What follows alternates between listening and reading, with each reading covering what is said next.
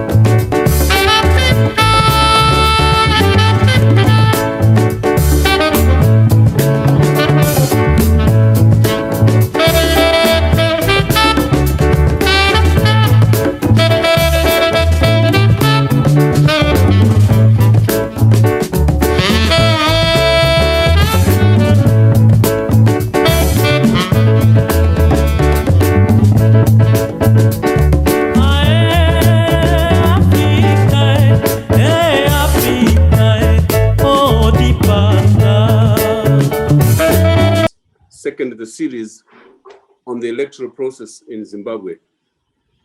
And first and foremost, I have a sincere apology to all of you. We had a big hitch at the beginning of this program. Our Zoom was just switched off strangely, but our technical team restored things. I hope, and it appears we have not lost anybody. On the contrary, we have more people now back with us. So thank you very much for your patience. Without much ado, I'll go back and just explain the context. And the first in the series, a fortnight ago, with Pilani Zamchia outline the problematic, as one would put it, attendant to the Zimbabwean electoral process. And he flagged 5 pillars, which pillars now we'll be using as we proceed with the remainder of the 10-part series, at the end of which we will hope to have a conference at which we'll decide, all of us, nationally, regionally, internationally, whether the elections in Zimbabwe in July next year, or whenever they're held, will be free, fair, peaceful, and credible to this, first and foremost, to the Zimbabweans themselves, but also to the regional international community, taking into account electoral practices, good practices, and including the backdrop of successful elections in Africa, the Zambian one last year, and more recently the Kenyan one. And we're hoping to look at these 5 pillars, namely information, to see the extent to which the media field is accessible to all parties. Inclusion, the extent to which registration of voters, delimitation has been done properly. Insulation, essentially freedom of speech, freedom of movement, and the lack of any intimidation. Integrity, namely with the extent to which elections are free, fair, credible, and also peaceful. And irreversibility, i.e. the extent to which we don't have not only problem of transition from those who have lost to those who have won, but also the extent to which any due legal processes are done expeditiously. So to bring us into the discussion, we'd hope to have Peter Nyong. He's having problems. And this Peter, are you able to say anything? He's in Morocco and he's having difficulty with connectivity. So we will may have to, unless he comes in soon, we'll have to begin with Tawanda Chimini. Peter Nyong, as saying earlier, is an academic, a contemporary of mine. but he's now governor of Kisumu. He won 75% of the vote on the poll was on the 9th of August. And he's in the Raila team. And regrettably, his boss did not make it, Raila Odinga. But we also have Tawanda Chimini, who, in the absence of Peter Anyang' Nyong'o, might also be able to give us some background, not only to the Kenyan electoral process, but also the Angola. Tawanda used to be with the Electoral Resource Center in Zimbabwe. He has been elevated now to the Electoral Institute for Sustainable Democracy in Africa, based in Dar es Salaam, and whose responsibility is to monitor elections across the continent. So he's bringing a lot of experience, but more relevant to our situation, some kind of a backdrop with respect to Kenya and Angola, and how that might inform the Zimbabwean process itself and the debate before us. Then we have Andrew Mokoni from ZESN, the Zimbabwe Electoral Support Network. He's the chair there, and we're pleased to have him the first time on our platform. Andrew Mokoni, welcome. Welcome to Tawanda. Then we have discussants, Zikamai Bere from the Zim Human Rights Association. Zikamai is a prominent lawyer, social activist, and one of our eminent academics in Zimbabwe. Last but not least, we have Solomon Sibunu from the Electoral Resource Center in Zimbabwe. It's the last discussant in the group. So let's go to Peter. Just last call to Peter. Peter, are you with us or not? I hope he joins us subsequently. So I'll go to Tawanda Chimini to look at the 5 pillars in the context of the Kenyan elections and Angolan elections, if you wish, but also with respect to the recent by-election, which was held in Gokwe a fortnight ago, which was marked by violence, intimidation, and perhaps one could tell us whether that is foreboding for the election next year, or is an odd incident, especially since those that were held subsequently appear to have gone peacefully. Tawanda Chimini.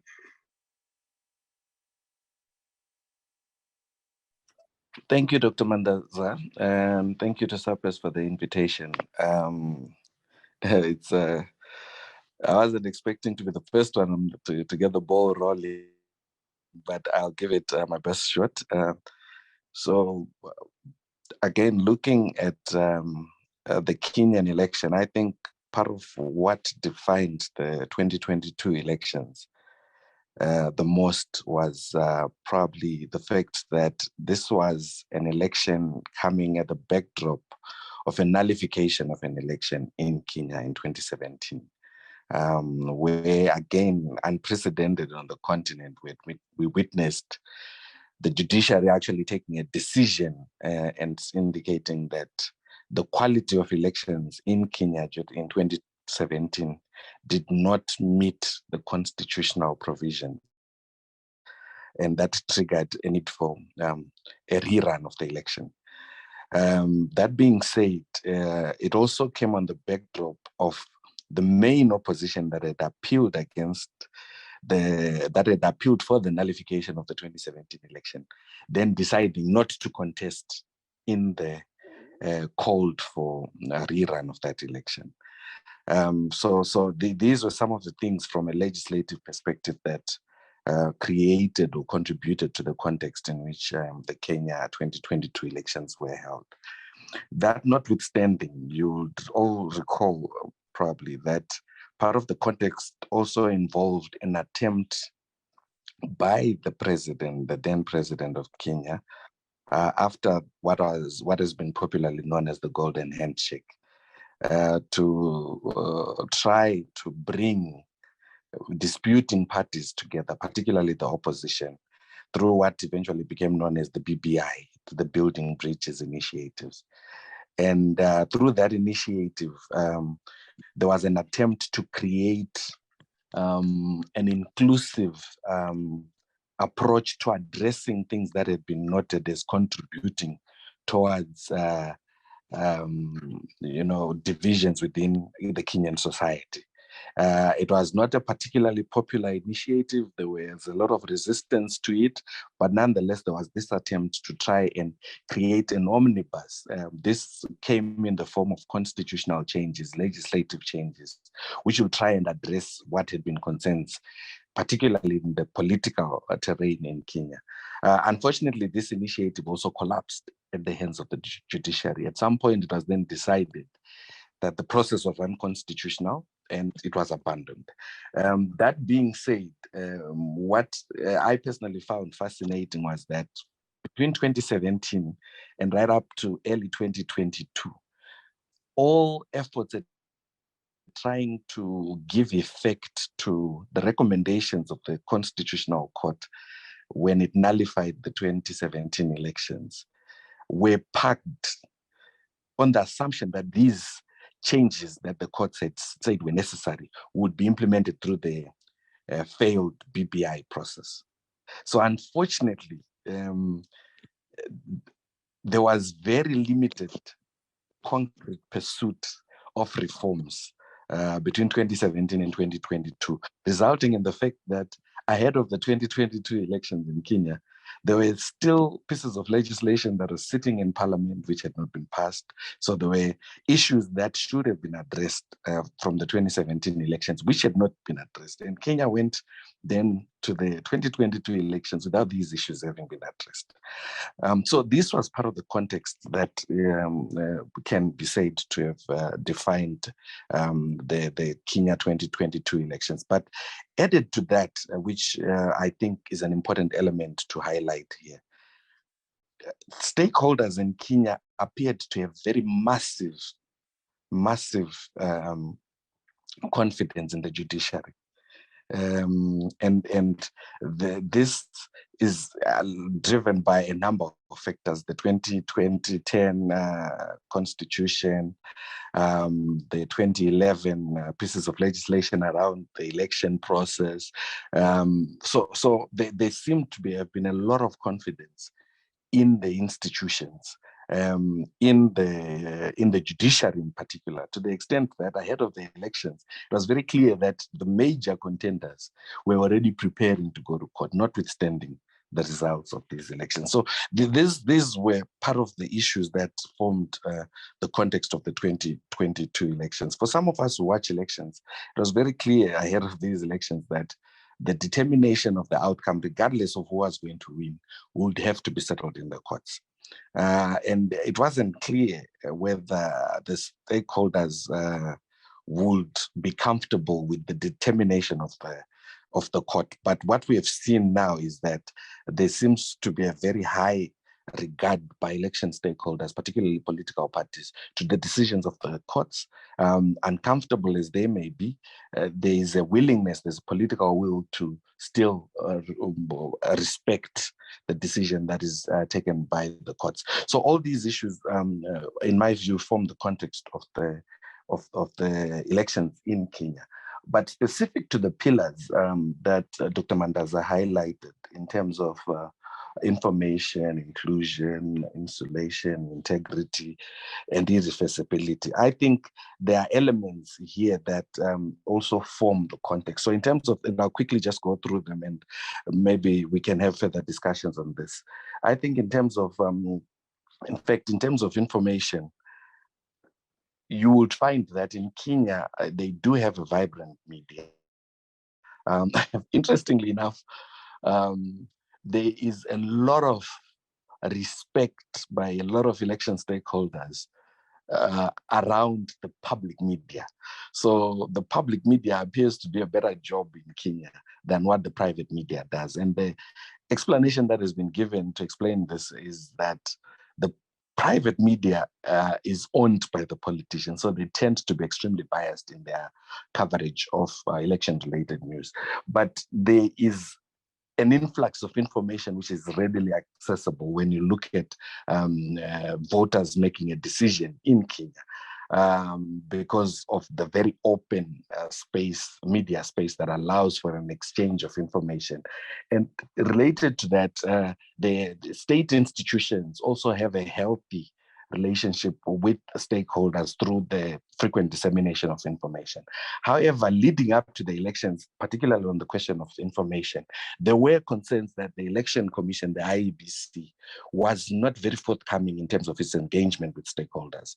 And, a reflection on this revealed that part of what the IEBC was worried about, and it created some sensitivities, was in relation to the fact that they didn't want information to be abused. They were quite sensitive, having run elections that were not in 2017. So they took a very cautious approach to the type of information that they put out. But that notwithstanding, they did subsequently, particularly towards the elections in August, they did begin to open up, and they did share a lot of information. Yes, there were questions that were coming from stakeholders that required responses, and you'd find statements from the IEBC that would try and clarify this information. So you could say that in terms of that pillar around information, there seemed to have been a much healthier exercise of dissemination of information to stakeholders, including voters. But it was not, and this may be something that can be up for debate, it was not necessarily better than what was witnessed in previous elections. And like I've indicated, part of the problems around the question of information could have, particularly coming from the IEBC, could have been coming from the sensitivities arising from having run nullified elections. So they were quite skeptical about stakeholder attitudes and responses to the type of information that they'd be taking out. In terms of inclusion and insulation, and I'll try and just match these two pillars, you'd find that Kenya has a history of conflict, election-related conflict, politically motivated violence. And because of that, they have put up mechanisms that try to deal with these issues. They have created institutions that are specifically related to building cohesion in the country, which institutions have maintained right across the election cycle efforts that are aimed to deliberately monitor hate speech, to deliberately create platforms where political actors constantly engage, a rapid response system, and they deployed this ahead of the elections to ensure that at least any incidences of violence that could occur, these could be quickly dealt with. One problem that emerged was a decision taken by the court, which limited the capacity of the Election Commission. The Election Commission, in terms of the law, has the powers to enforce the code of conduct, meaning that they can take measures against offending parties during elections, should there be violations to the code of conduct. But one stakeholder had taken matters to the court, indicating that it was unconstitutional to give the Election Commission such powers to take action against violating stakeholders. And a decision of the court pretty much nipped the wings of the IEBC in terms of enforcement. And that did have a bearing on the of inclusion and what could have arisen. And we did not see much of that, but what could have arisen was that if indeed violence was to emerge ahead of and during the 2022 elections, the IEBC would have very limited scope to handle these matters. Some of the mechanisms at the disposal of the IEBC included the fact that they could take action against candidates, they could take action against political parties. In some countries, we've seen election commissions that actually stop campaigning in a specific area or stop candidates from actually campaigning in a specific area. In some instances, they can take a decision to then say that elections will have to be postponed. So things like that. that are aimed at deterring, you know, the spillover effects of election-related conflict resulting in violence. So there was that issue. Unfortunately for Kenya, while there were incidences of disturbances that did occur ahead of and during the elections, these were not necessarily as extensive as had been witnessed in 2007. So there was comfortable space for very inclusive participation by citizens. There was a healthy, you know, participation of voters in terms of campaigns. There was access to campaigns.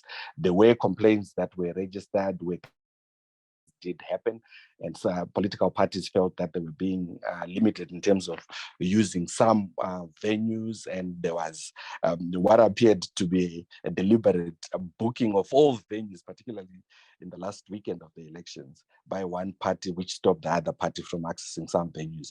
So there in such instances, yes, issues of inclusion could have faced some stiff challenges, but these were not necessarily extensive to the extent of contributing to the election being disputed on the basis of some of these issues of inclusion and insulation. But again, in terms of insulation, a lot of the sense that I got from Kenya was that a lot of the insulation around the elections is grounded in the strengthening of institutions. So in Kenya, unlike in a lot of other countries on the continent, we do not see, for instance, election management bodies that are vulnerable to the direction of interested parties in the elections, in the conduct of their work. So in terms of that, there appears to be some level of insulation which is legislated, which ensures that there's limited corruption when you look at some of the key administrative processes of the elections, including how the election management body does work. So these were some of the issues relating to inclusion, to insulation, and the question of the integrity of the IEBC. And I think for this one, Dr. Mandaza, it may be something that we can pick up in a much broader discussion, specifically looking at the determination that was then made by the courts. But that being said, these were some of the contextual issues that were emerging ahead of the 2022 elections in Kenya. I just tried here to capture some of the pillars that where my colleague Dr. Zamchia has brought forward as signposts that can be used to assess where we are when we look at the question of Zimbabwe. But broadly speaking, we can comfortably say that Kenya does provide very solid lessons, both good and bad lessons, for a country such as Zimbabwe. And I think every opportunity must be taken to try and through the experiences of Kenya and look at what can work for Zimbabwe, what may not work for Zimbabwe, and try to allow space for the use of these discussions to actually influence those that have the powers to make decisions to ensure that the elections that Zimbabwe faces in 2023 are elections that steer away from the challenges that have been witnessed in the past. So just to wind it all off, I think more than anything, the IEBC in Kenya was quite responsive to the challenges that were witnessed in 2017 at an administrative level. And here we can get into how they went about preparing ballot papers, how they ensured that there was inclusion in the election preparations, which resulted in almost all the contenders not raising concerns ahead of these elections. I think those are important things that we need to highlight, especially when we're looking.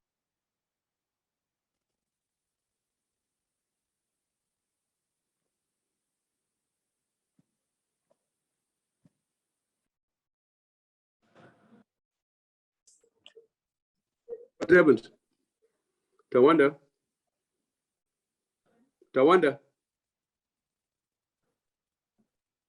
I'm sorry that we have a blink with Tawanda. Something must have gone wrong with it. Either his power or what have you, but I think he had largely finished his presentation. And he made the point very strongly that there are lessons to be learned from Kenya. with respect to the 5 pillars: information, inclusion, installation, integrity, and irreversibility. Would have asked him to, we'll get him back and ask me a few questions to highlight some of the lessons that Zimbabwe can learn from the Kenya process. So now I turn to Andrew Makoni.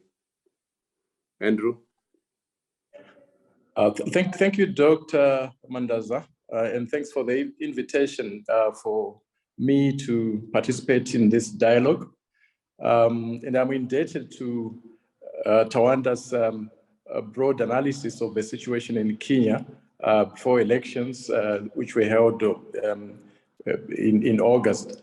I had occasion to be in Kenya on a learning mission, and I want to believe that the lessons that we learned there are something which we may embrace in our own environment in order to improve the manner in which elections are held. But maybe before I go into that, I might want to speak about our own local context, particularly taking into cognizance elections, by-elections that have taken place since March 2022. Particularly looking at the environment under which those elections took place. And I would want to start perhaps in about October last year, just to have a feel of what was happening in the environment. It is at this stage when the former president of the MDC Alliance, who is now the president of the CCC, started, going into communities around the country, the rural areas. And each time he visited a province, he would face challenges. He would be blocked, his motorcade would be blocked. And in some instances, shots were fired at his vehicle and, and the like. And you could see, supporters of ZANU-PF barricading, wearing ZANU-PF regalia, barricading the roads. And there was silence on the part of ZANU-PF, regarding those incidences, condemning them or stopping their supporters from doing that. And as we were building towards the March 26 by-elections, a lot of violence occurred, and I would cite perhaps the violence that took place in Kwekwe and Gokwe areas, and we lost lives before that by-election. Ordinarily, by-elections do not invite as much contest, given that they are usually people usually do not have interest in by-elections. They prefer the main elections, the harmonized elections, which in their belief could be life-changing. But in this instance, we experienced, serious violence during the by-election, something which had not occurred before. And, when we analyze the situation, the environment, our feeling is that this does not augur well for us as we prepare for 2023. It means that the environment will be hostile. There's a lot of contestations that will be there. And we may very well experience the challenges that we experienced in the 2008 elections, post the first election into the runoff elections. And of course, you mentioned, Ebo, in your remarks, incidences that also occurred a week or so before the Gokwe-Kabuyuni by-elections. We also witnessed violence there. We witnessed, roads being barricaded, illegal roadblocks being, erected, something which also was happening in 2008. We saw videos of vehicles being chased after by unmarked vehicles, which we attributed to the ruling ZANU-PF political party. And before that, those incidences, we also have one, ZANU-PF supporter in Gokwe-Sesame, who also went public, asked people to even switch on their phones and take videos, when he was relating what he called the information he got from the executive, from the top order of his political party, in which he threatened the villagers and indicated to villagers that when it comes to election, the instruction is that you don't know how to write, and will therefore ensure that you will have assisted voters when it comes to election. So that is the local context, and is very worrying, going into 22. What is extremely worrying for us is that there does not appear to be any condemnation at all coming from government, and also coming from ZEC itself, of these incidences that are taking place. And I want to believe that it is incumbent upon ZEC to bring political parties to account when such violence or intimidation is attributed to those political parties. But we have not seen that happening in the country. And when we look at what happened in Gokwe in this election, the previous election, the by-election which took place recently, we, in our view, when you look at the violence that preceded that election, it will not be possible for one to give a verdict that that election would have produced a credible result, because in 2-3 days before the elections, there's violence all over, and the political party which is participating in the election is prevented from having a final rally in the area where the by-election was taking place.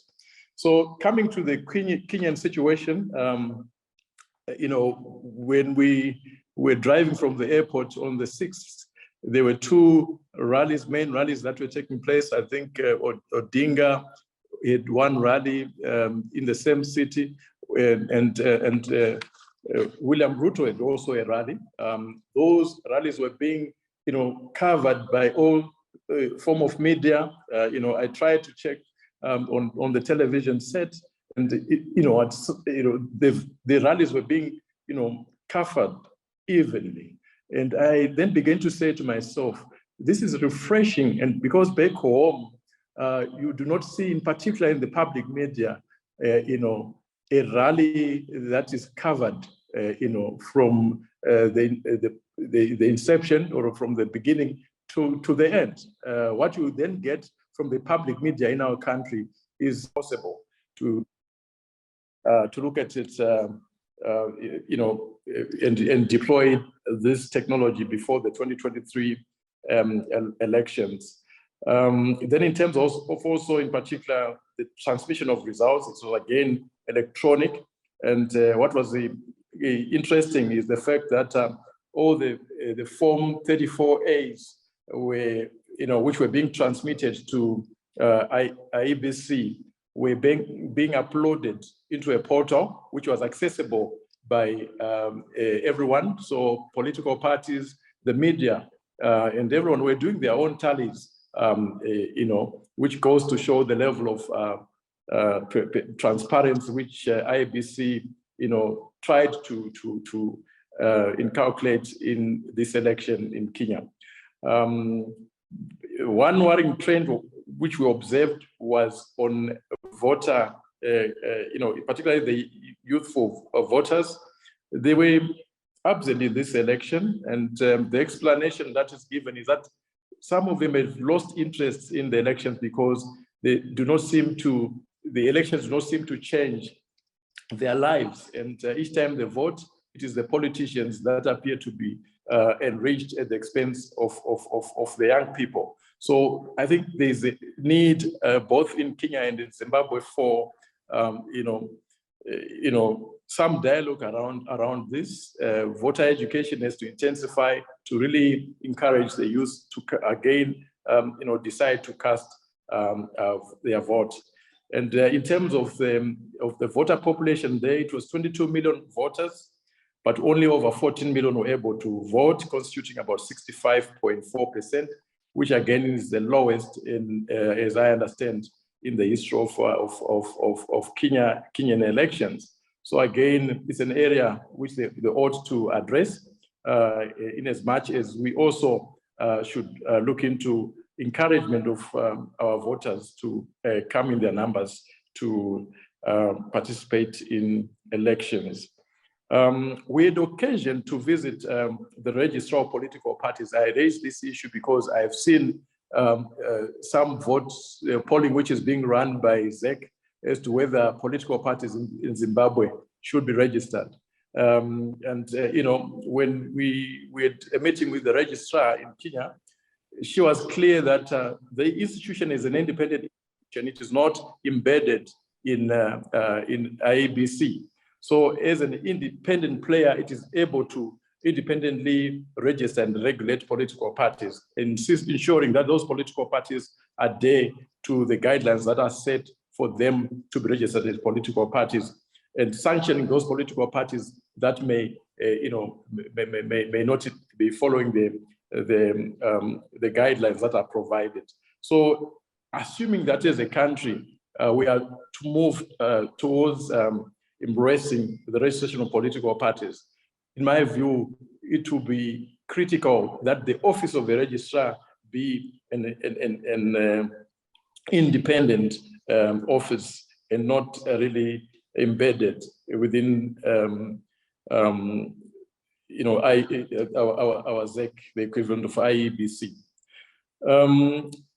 Overall, when we look at the way they were running the elections, I believe, reading through the previous elections, that the conduct of their elections were a marked improvement from what was experienced in 2017. So there is an incremental improvement in the elections. And, we hope in our own situation, we do not recede, we do not go back again to the 2008 elections. We should be improving our elections,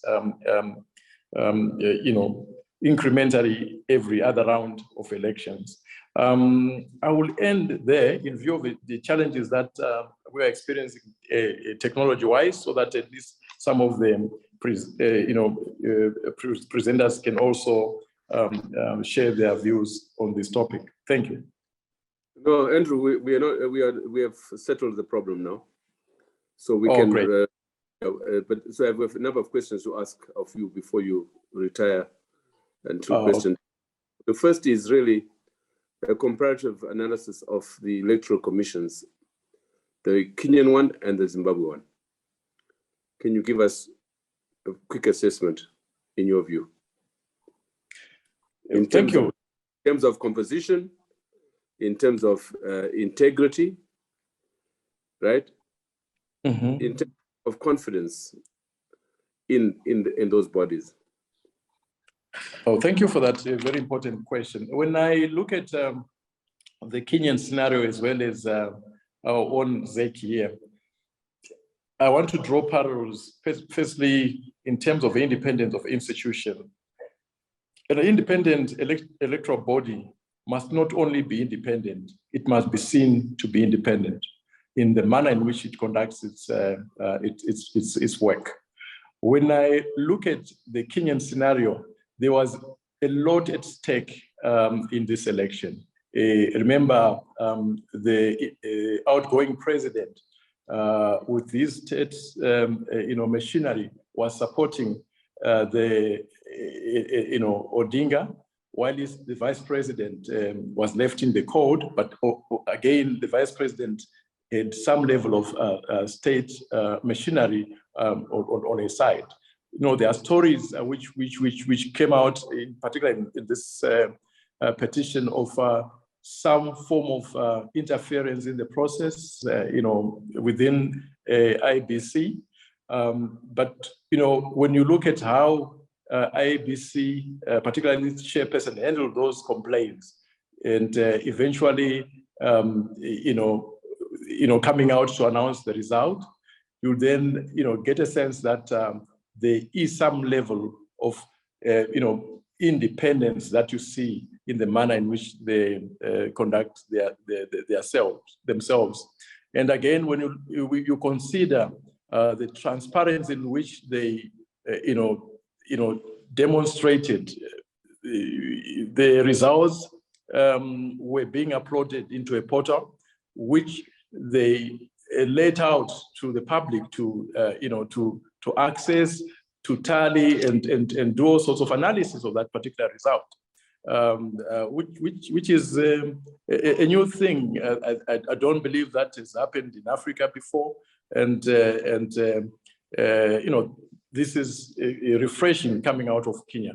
And in my view, that what IEBC did may actually have saved this election, given that you know, when the petition was now being you know, had, you know, ballot boxes were opened in 43 or so of the polling stations to just cross-check whether what was in the portals, you know, was also reflected with the tallying, which, you know, when they opened the ballot boxes, you know, they managed to find out.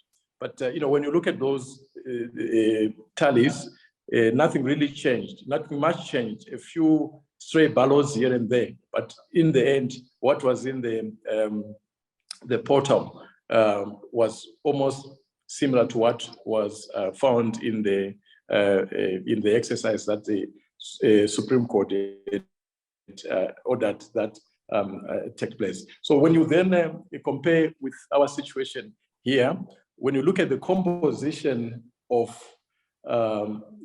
you know, our ZEC itself, particularly in the last few months, you know, the new commissioners, we do have commissioners that are coming, you know, related to senior ZANU-PF officials. One of them is daughter to a vice president of ZANU-PF. I've said at the beginning that you must not only be independent on paper and in reality, but you must be seen to be independent. So once you then appoint, you know, a child of a player, a serious player for that matter, into this independent body, the public will not see that body as independent. And when I consider the issue of transparency, accountability and accessibility, our ZEC is not you know, accountable enough to stakeholders. It does not give out any information. When you write to ZEC, they do not respond. And when they respond, the information is not adequate. They are less accessible. And when it comes to transparency, they have a lot to learn. So when I look at the two bodies, ZEC and IEBC, they are, in my view, miles apart. One institution appears to be compromised, and the other one is trying to be an independent institution. Thanks, but with two questions follow up. The first is, why wasn't the breach, or rather the division in the Electoral Commission of Kenya, why did it become significant in the final analysis? We had four of seven commissioners dissenting and walking out. And in the Supreme Court judgment, no reference was, little or nothing was made to that division, nor to the reasons why there had been a division in the first place. And related to that again is the fact that the Supreme Court in previous petitions in Kenya annulled or caused a rerun on conditions or for reasons which would appear trivial compared to those that were put before in the petitions by the Raila team. How do you explain those two anomalies?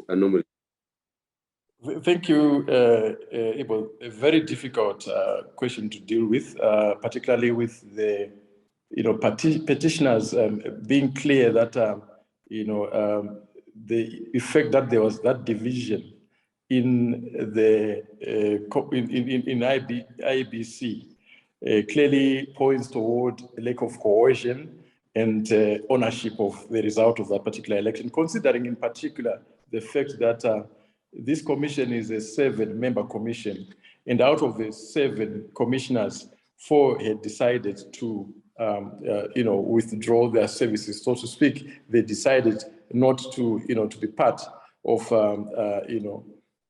what they called the charade, and the court called it a rupture between the two groupings in the IEBC. But however, when it came to the Supreme Court ruling itself, what the Supreme Court, it said something about it. It said, throughout the announcement of the results, these four were part of the announcement and taking turns to make some announcement. And it is only on the last day that they decided to dissociate themselves from the previous, from the other three, citing the reasons which they gave, which are public. So the court was not convinced when it looked into that issue, was not convinced that the Ford were not participating in the decision-making of IEBC. It was very clear that it is the decision of the IEBC and not the chairperson which matters. So, but again, went ahead to say that notwithstanding, it should appear that the so-called rupture was not a rupture because they had been participating through and through in the decisions which were being taken by the Commission. In fact, the IEBC, the Supreme Court dealt with that aspect in when they were dealing with issue number 6, whether IEBC carried out the verification and tallying in accordance with the Constitution. That is where they made, the court made reference to the issue of the boardroom rupture and then said that it did not affect the final decision of IEBC. It looked, as you indicate, that the petition of 2017, was annulled for reasons which appeared to be trivial compared to the reasons, the issues that were emerging in this petition. But you know what? I think the court this time around looked at this holistically, and I think it also went issue by issue to, I think, from issue number 1 to issue number 8, dealing independently with all those issues and dismissed all the petitioner's complaints regardless. So yeah, it's a very difficult. No, I think it's fine. I think you've done well. You've done well with this with regard to this IBC. I'll be asking Tawanda Chimini at the end, also the following speaker, namely Zikamai Bere, to deal with the legal issues pertaining to the Supreme Court rulings in Kenya. But one more question to you, as Zessen, but also in relation to the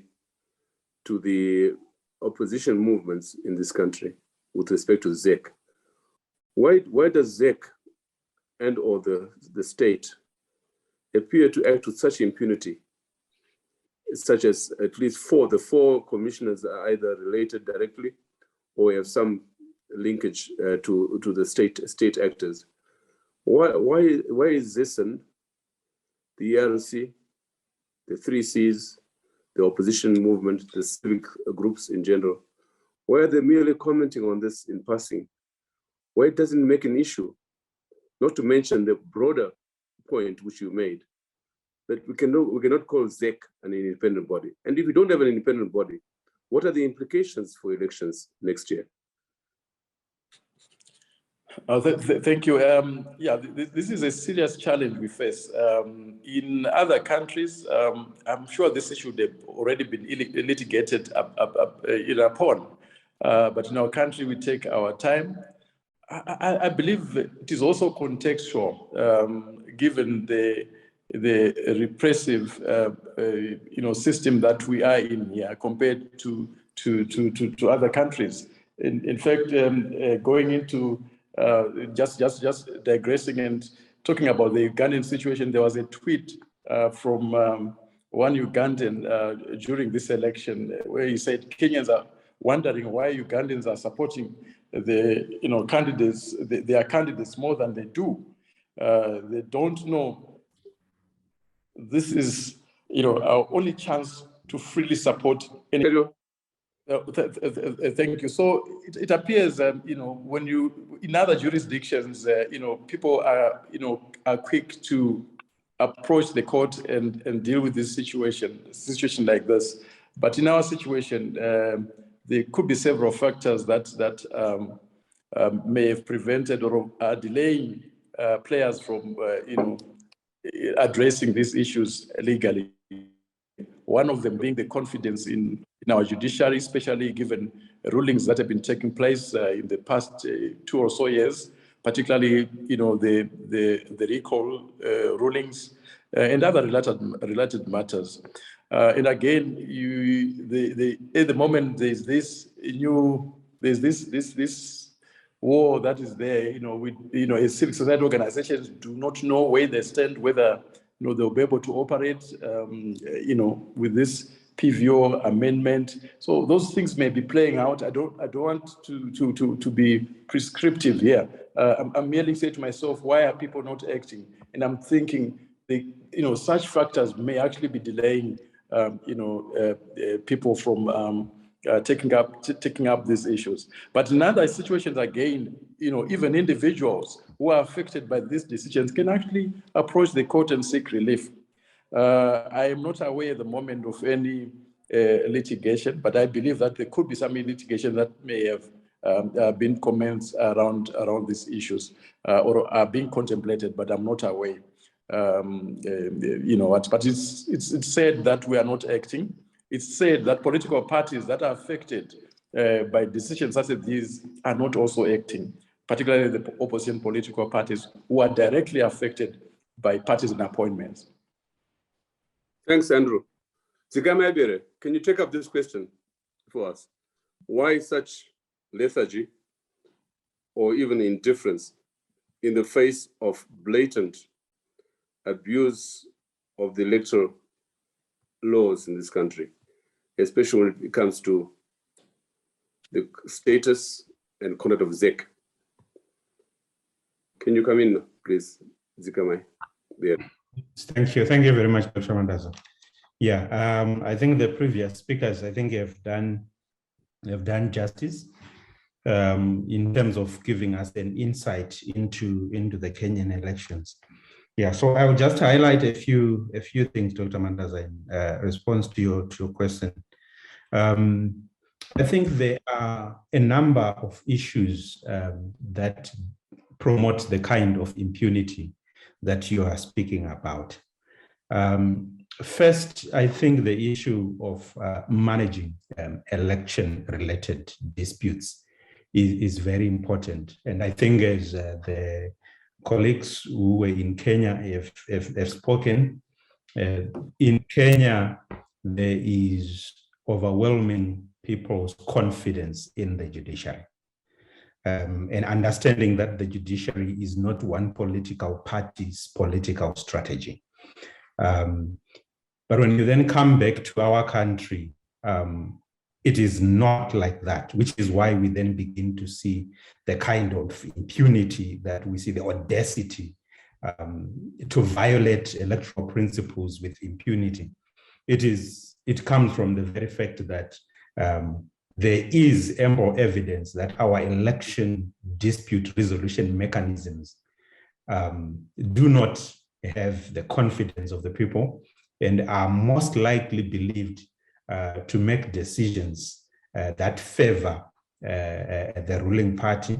This then comes in the backdrop of a context in which the government, the parliament has passed Amendment Bill number 2, which generated a lot of noise around the renewal of the CJ of Justice Malava's term.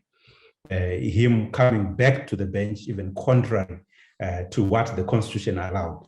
So you could see all strategies coming out in order to just keep that man in office. That is a total contrast to what we saw in Kenya. Here, it totally dismantles the people's confidence that the courts are going to adjudicate any election dispute in a way that is fair. It then is linked to the election management body, because when the outcome of an election is taken to court, what is really on trial is the election management body. So that's how it is then linked. If the composition of the judiciary looks like it's a political strategy for one political party, it then also then gives the impunity to the election management body to say, no matter how bad an election that they are going to run, it looks like the courts are just going to say it was okay. If you actually then look at the last judgment that came in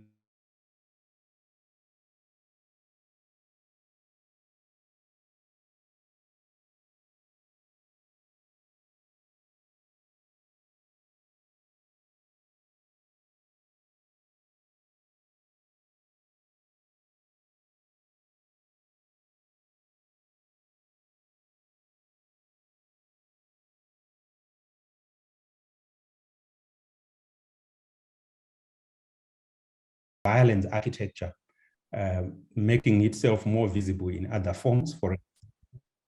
For example, the introduction of the youth service. During the 2018 election, it was just after the military coup, and probably there was no sufficient time to put together this militia. But now they are introducing the youth service. They have done the consultations which were interrupted by the youth themselves. We began to see in Gokwe the youth militia active. So while we may not have the actual military boots on the ground, we have militia that is actually equally violent, if not worse. No, thanks, Zikama. I will come back to you on the same question, which I'll put to all the panelists. Let's move to Solomon now. Solomon, what have you got to say? One, in response or reaction to the previous speakers, and in relation to the topic itself. What lessons do we learn from Kenya? Where do we stand in our audit of the process towards elections in 2023? What is your position, Solomon? Okay, thank you very much, Doc, and thank you to all the other panelists. I think what I would probably start reflecting on is what from the first speaker, Tawanda, when he spoke about what had transpired in Kenya on the basis of what had been recommended from the 2017 nullified elections. So if you look at that, that's what we could term unfinished reform business, unfinished electoral reform business. We are exactly in the same situation in Zimbabwe as we speak. So as we speak, we are close to less than 11 months or so before the next harmonized elections is held. And when we look at the trajectory where we are going, as far as making sure that there are enough safeguards around the elections, safeguards around citizen participation in the elections, including political parties and those that are interested in the elections, including what Kamai has just said around the attacks on journalists, attacks barricades, like the chairperson, Andrew Makone, said. These are some of the indicators of a bad election to come. So it is important for us to then look at, when we then look at Kenya, we are looking at those things that we are aspiring to be, where Zimbabwe is not moving towards. So if we are looking at probably the issues around the voters' roll, in Kenya, of course, it's not a big issue in terms of the physical access to that particular voters' roll. But in our context, our political and electoral context here in Zimbabwe, access and the physical access to that particular document is important because it helps us insulate the election from any other abuse that we think could actually happen. And it's part of the information that we want. So when you're looking at the 5 pillars that we're talking about, the voters' roll is flagged out as a key document that we need to actually have in possession as citizens, as stakeholders, as political parties, as actors in the elections. So when we are looking at Zimbabwe currently as it stands, this is a no-go area. It's an area that has been closed. We have seen some commissioners also, even on social media, parading that they are trying to caveat laws that will ensure that no one would access the voters' roll except for political parties and in the format that the Electoral Commission wants them to access it. So these are some of the issues that we are actually looking at when we are looking at the Kenyan election and our own Zimbabwean election. And when we're looking at the unfinished business of reforms again, we are looking at how do we instill confidence in looking at young people that are actually excluded from the electoral process. When we look at integrity, I think most of the speakers touched on the issues of the appointments, the issues of the Electoral Commission being seen to be an independent institution through the appointments, through either the actions, through either collaborations with other stakeholders that are also key in the elections. So if you call on the Electoral Commission either to this particular platform, almost at 60-70% chance they are not going to show up in this particular platform. So what does that then say to the citizens? Does that build confidence? Does that erode the confidence that the citizens must have in the Electoral Commission? So the integrity in the Electoral Commission again is problematic. If I'm going to speak on behalf of ERC on this platform again, I would say we are running close to 8 months requesting for the voters' roll, just a voters' roll. So there are so many other excuses that are coming, excuse after excuse. This is problematic for you when you want to measure the integrity of the institution. We are looking at the constitutional benchmarks. What is the legal framework saying around access to the voters' roll? And what is the action of the Electoral Commission? Does that then point to an institution that has integrity, an institution that is accountable to the citizens, an institution transparent, an institution that wants to include everyone in the process? So that again becomes problematic to us. So when we are looking at other stakeholders that are also having a role that they are playing in the elections, we are looking at traditional leaders. I think they have played a key role, a one-sided role, if I'm going to be open about it, a one-sided role where it is not advantaged anyone except one political party. That becomes a problem again, because the legal framework and the constitution is very clear as to what is supposed to happen and their roles and what they are supposed to do around elections and political activities. And then when you look at also again the security services, you look at the Zimbabwe Republic Police giving access to political parties to contest, providing security services to citizens that are attending different activities of their own political parties. This has been also problematic. So when we are looking at where we are going, it becomes even more problematic if we are having these problems at the ward level, having these problems at the constituency level. How about when these elections are national and they have bigger heavyweights playing the ball? So that becomes also again a problem that we are also seeing in the election. And then when you're looking at information like Tawanda and Mr. Makone mentioned around the IBC also providing information, being proactive, and so on and so on. We are seeing our own context where there is a lot of gagging in terms of access to information. I think I would relate to one of the commissioners on Twitter who actually said they are actually thinking of coming up with laws that will punish those that are actually posting information around the elections on social media. And do you think we need to be moving forward, yet we are actually going back? So when we are looking at 2023, we are not looking at a contest that is much better, but we are looking at a contest that is even worse from the previous elections that we have actually experienced in Zimbabwe. Because we need unfettered access to information. We need the Electoral Commission to independently make decisions. We need, when you go back again and look at when the commission suspended through the statutory instrument that was published by the Minister of Health, suspended the holding of by-elections. Yet in the preceding months, just less than 2 months, they had made a decision to come up with a policy where they were going to conduct elections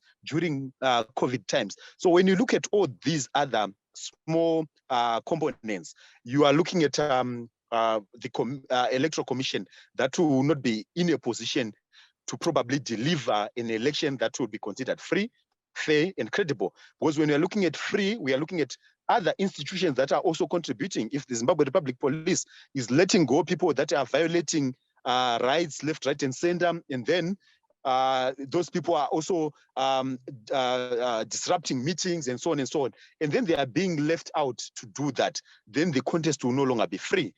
It speaks to the freedoms, freedom of movement, freedom of assembly, freedom of association, freedom of information. So if we can't get the information that we want, then ultimately where we are going would actually be difficult.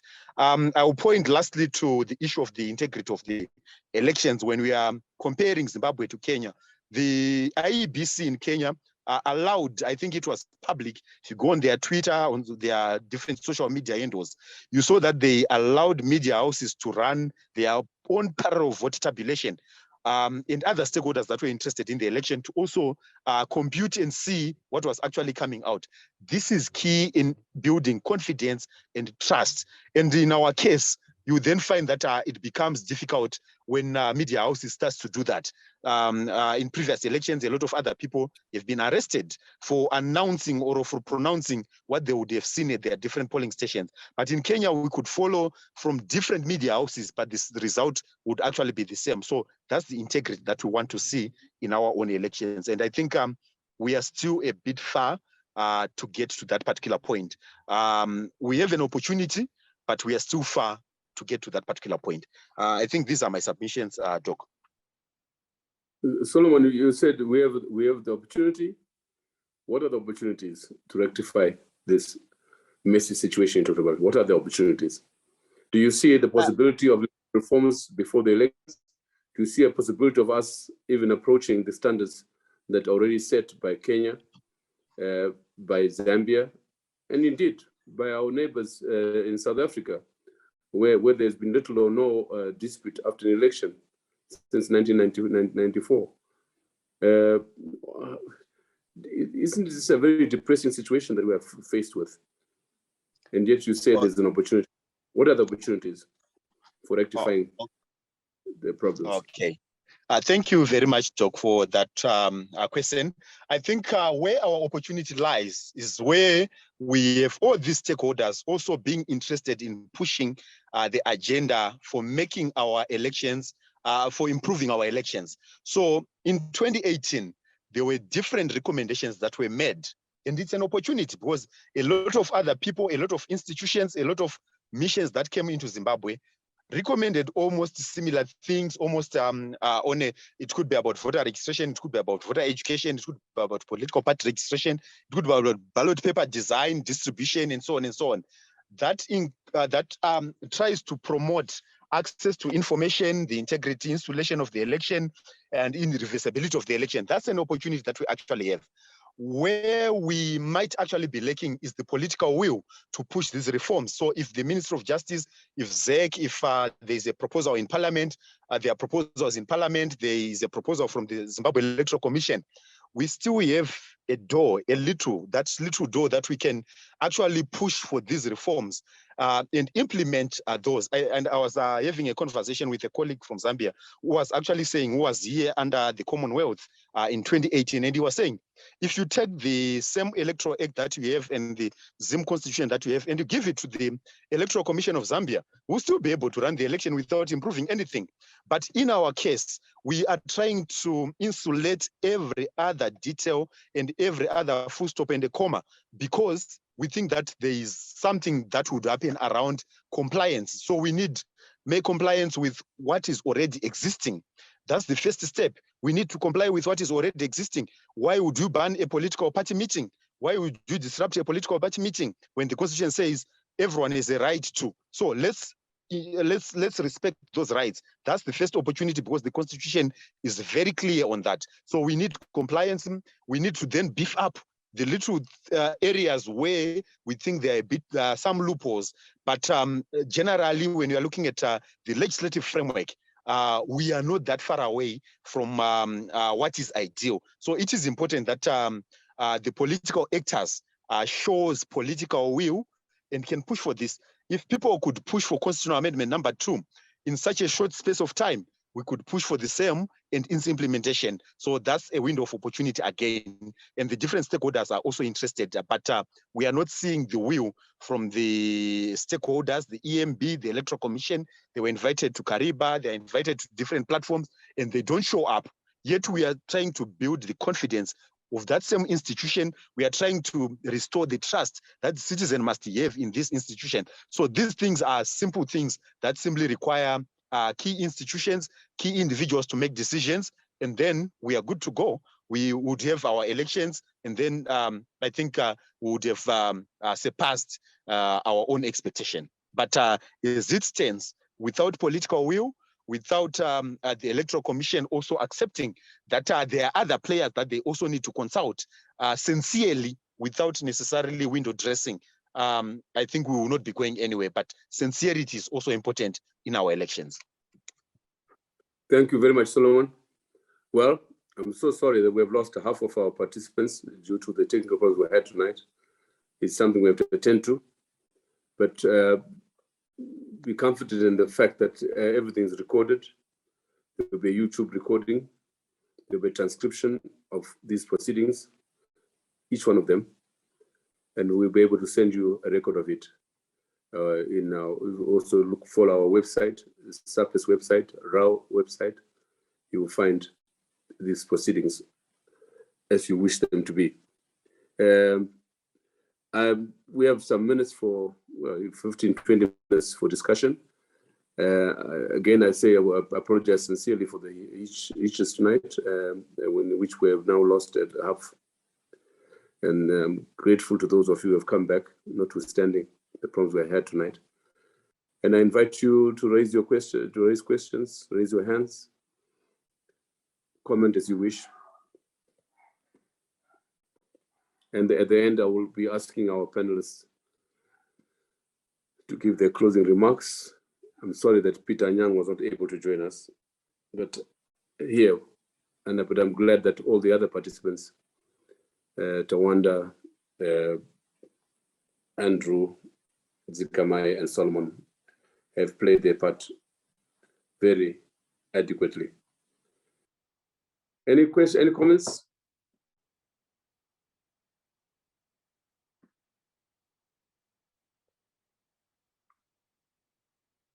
Hello? Memory, Adao? Our elder, Fei Chung, anything to say? You and I have been in this game since 1980 in terms of elections. Some reflections.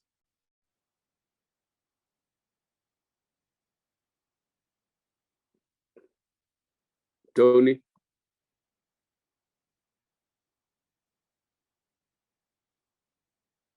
I mean, the picture, carry on. I just want to really thank all people for a very, very, very difficult meeting. And I'm struck by a very important contrast that in 2002 to 2008, Kenya and Zimbabwe had horrific elections.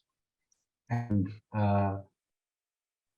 this year and then next year, this year, particularly what we've seen in Kenya is the way they've cured that problem. And I was struck, and thank you very much for Tawanda for pointing out that one of the really important factors there were two factors really. One was that the Kenyan Electoral Commission made the results available to everybody so they could see the process happening.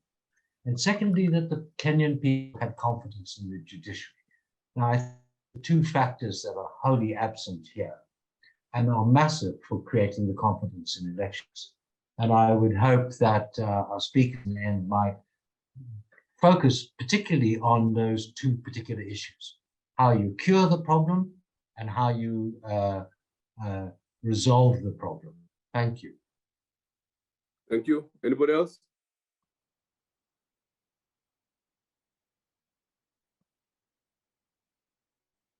Fei Chung? Some reflections in a historical perspective. Fei, you want to come in?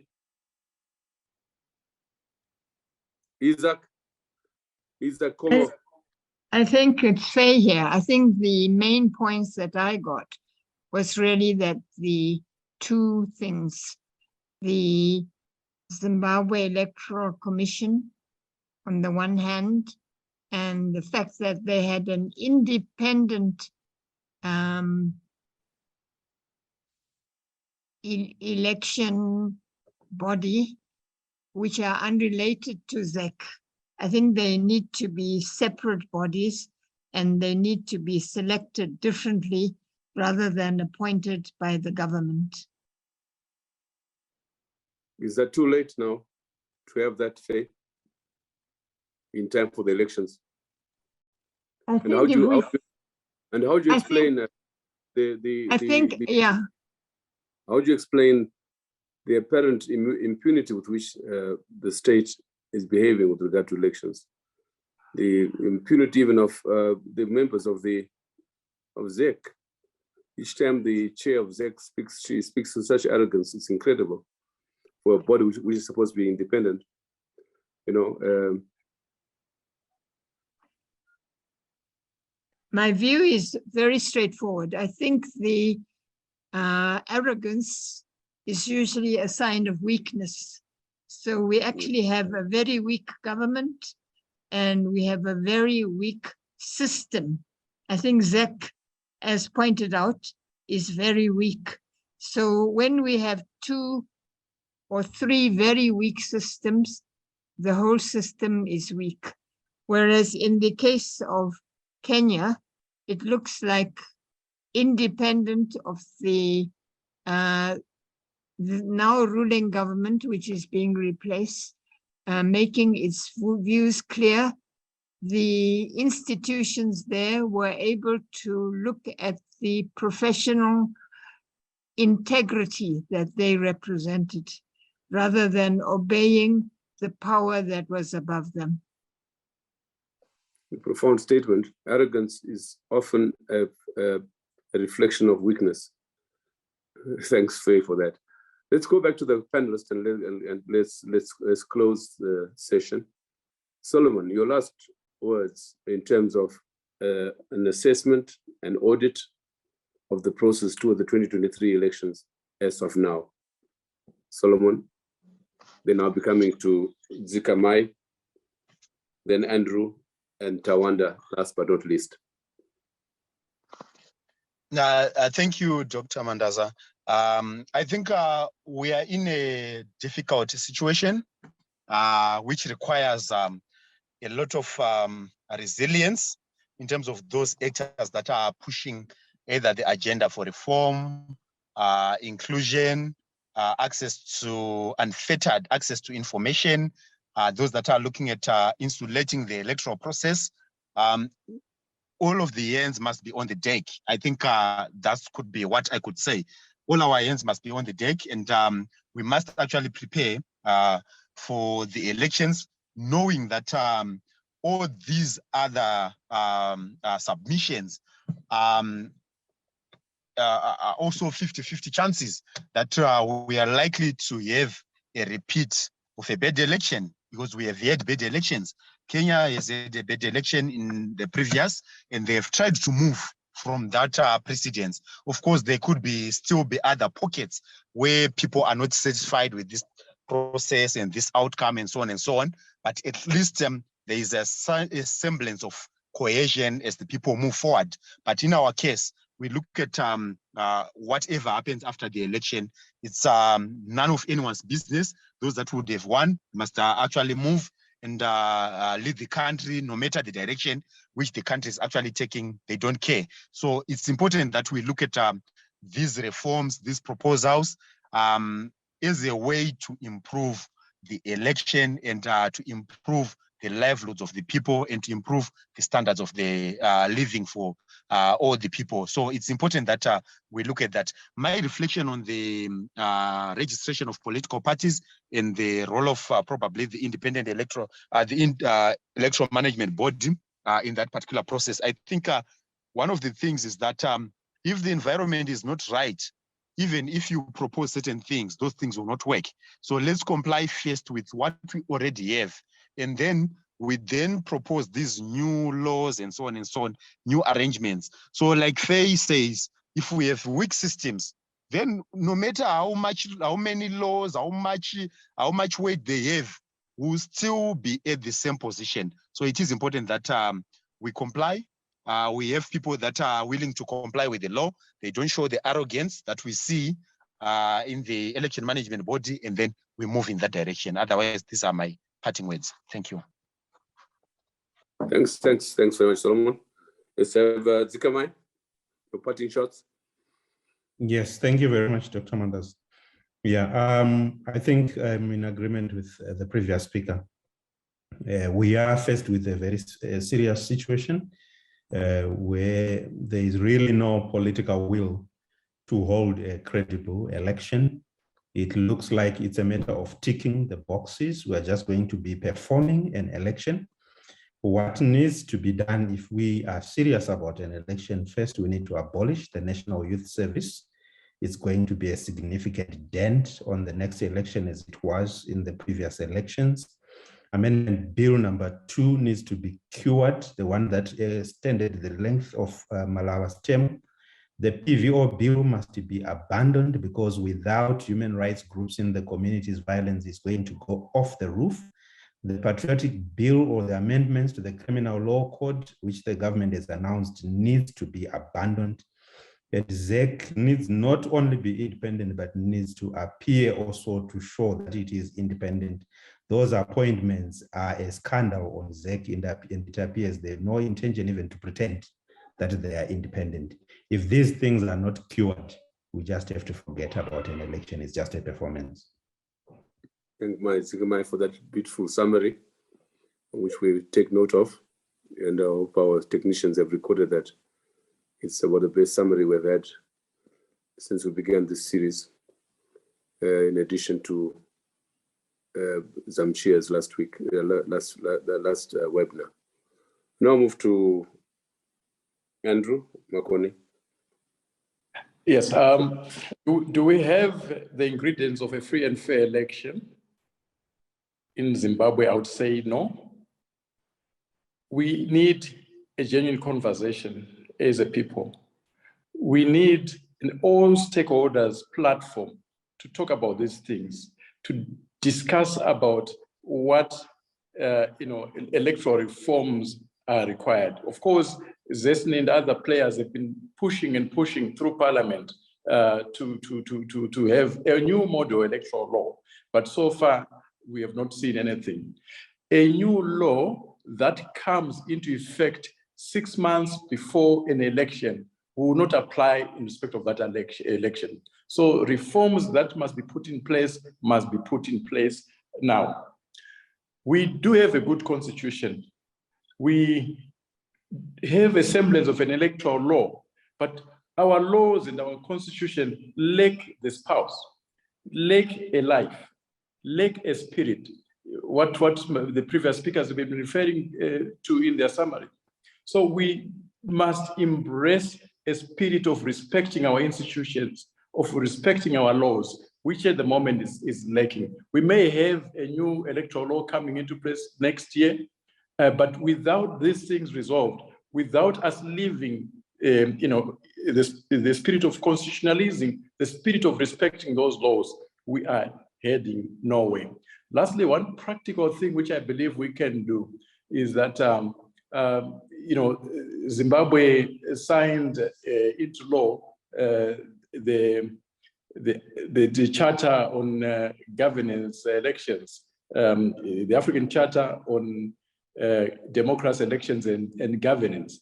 And that charter enjoins states to commit to holding free and fair elections. And to that extent, it actually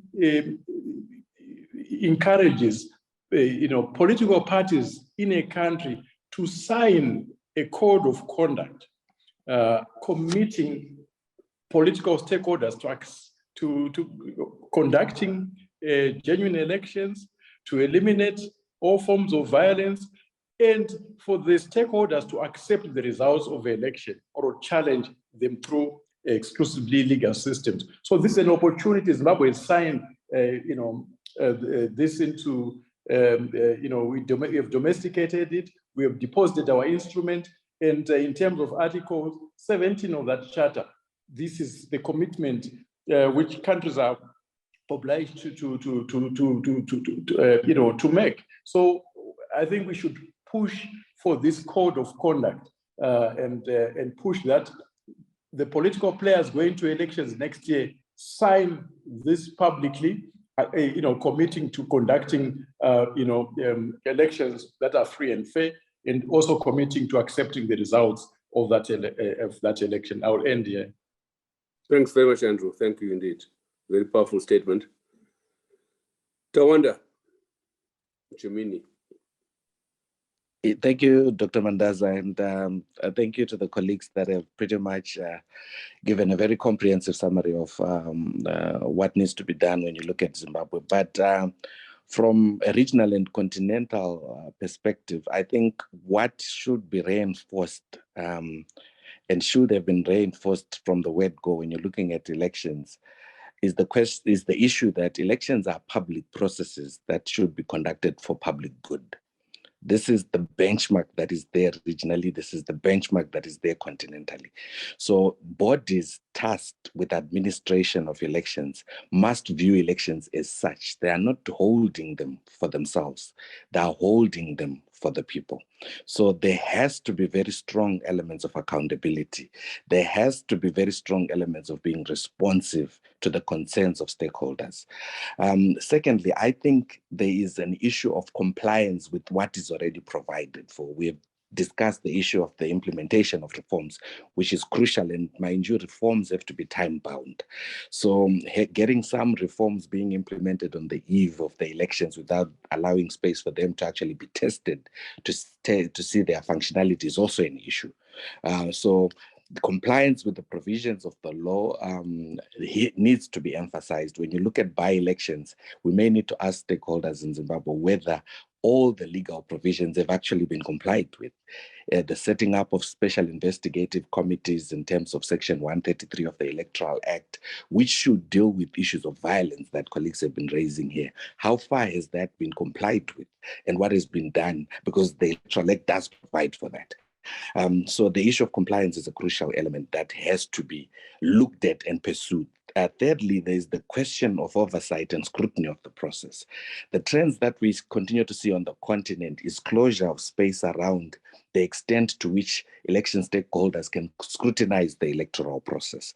I think in a lot of countries on the continent, people have to start thinking about how they innovatively deal with supervising and scrutinizing electoral processes for purposes of ensuring that they do sufficiently document and use whatever information they collect sufficiently to hold those conducting this public process meant for public good, which are elections, in a manner that allows for improvement in the quality of such processes. So I think these four elements for me, when you're looking at what would be an acceptable election look like, are key issues that Zimbabweans need to look at, that stakeholders in Zimbabwe need to be pursuing at this early stage in the election process. At the end of the day, we are seeing on the continent elections that appear to be working. And what has worked for those elections is a willingness, and colleagues have reinforced this, the political will to actually get certain things changed. So a key question that we have to present, particularly to the Election Commission, is to say, what did not work in 2018? And what have they done about those things that didn't work in 2018? I tend to get the sense that when you look at by-elections, yes, they do give a picture of what you can expect in a general election, but it's not necessarily always the same case. So we need to really be very careful about how we use by-elections as a benchmark. Mind you, from purely an operational viewpoint, by-elections are much smaller. They're conducted by technical teams of election management bodies. So in terms of actual administration of the processes, there's much more smoother management of those processes. But when you're looking at a bigger election, it's a totally different ballgame. So the argument there is that we look into by-elections, we need to be able to be going back to the election management body and saying to them what is working and what is not working. And the Election Commission must be willing to account, to state what they have done about the very things that have proven problematic in the past. I'm not sure if we've been seeing this happen in the context of Zimbabwe, but my encouragement going forward is that stakeholders need to pursue this as possible so that we can hopefully see a different completion in terms of attendance in 2023. Thanks, Tawanda. Really, notwithstanding the numerous problems we had tonight, which we hope our technology can resolve in time for the next one. I want to say that really the presentations have been fantastic, rich by all the four presenters. We're sorry that Peter Anyang was not able to, but I think Tawanda Chimini and Andrew Makoni, who were in Kenya, helped to some extent in addressing some of the issues that we expected Peter Anyang Nyong'o to address for us. And more important, I think we have enough material in terms of assessing how far we've gone, and more important, in provoking, hopefully, a greater consciousness of the failings and pitfalls of ZEC in particular, the election management body. And I think that is a tall order. But as Solomon said, there is an opportunity for us to do something about it. On that note, I want to thank everybody, and while apologizing for the hitches and glitches tonight, and to say that we will be making a record of this meeting, and we have a page in the Standard following each of these webinars where the summary will be presented. And thank you so much. Goodbye.